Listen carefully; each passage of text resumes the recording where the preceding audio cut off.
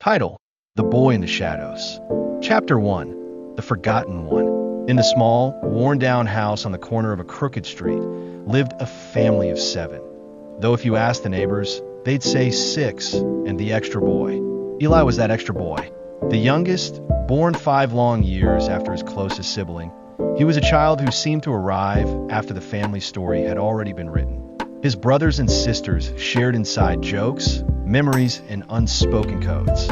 Eli, he was the odd paragraph tacked on to the end of a finished book. From as early as he could remember, Eli watched from the sidelines. He wasn't invited to the late-night movie marathons in the living room, nor to the weekend games down the alley. Even meals felt like background noise. He'd sneak in after everyone else had eaten, grabbing the cold leftovers, knowing no one would ask where he'd been. His siblings lived in their own universe, orbiting around their parents' tired attention. Eli, he was just floating, weightless and forgotten. At school, it wasn't much different. Teachers knew his older siblings, bright, athletic, popular, but Eli was always introduced as their younger brother, and expectations fizzled after that. Even among classmates, he was quiet, awkward, a shadow that moved quietly through the halls, hoping not to be noticed, but aching for someone to care. Home wasn't cruel, it just wasn't warm. His father was exhausted after years of trying to make ends meet, his mother perpetually distracted by bills and chores. By the time Eli came along, their parenting reservoir had run dry. The neighbors sometimes whispered, wasn't the mother supposed to be done having children?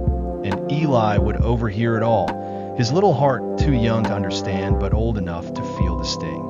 When birthdays rolled around, there was always a cake for his siblings, candles, laughter, photos. Eli's birthday was often forgotten, brushed aside with an offhand, "We'll celebrate next weekend," that never came. Except for one person, his grandmother. She was frail, her steps slow, but her memory sharp when it came to Eli. On his 8th birthday, when the house was bustling with errands and chatter about his oldest brother's football match, it was she who knocked gently on his door, holding a tiny, lopsided cupcake with a single candle. "Happy birthday, my sweet boy," she whispered, her thin arms wrapping around him. In that moment, Eli swallowed the lump in his throat and closed his eyes, feeling, if only for a moment, what it was like to be remembered. Later that night, long after everyone was asleep, Eli crept to the storage closet where old family albums gathered dust.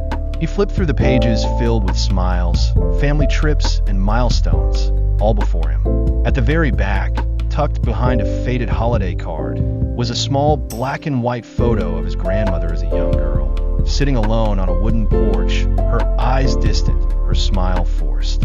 Eli traced the edges of the photograph with his finger. She knew what it felt like.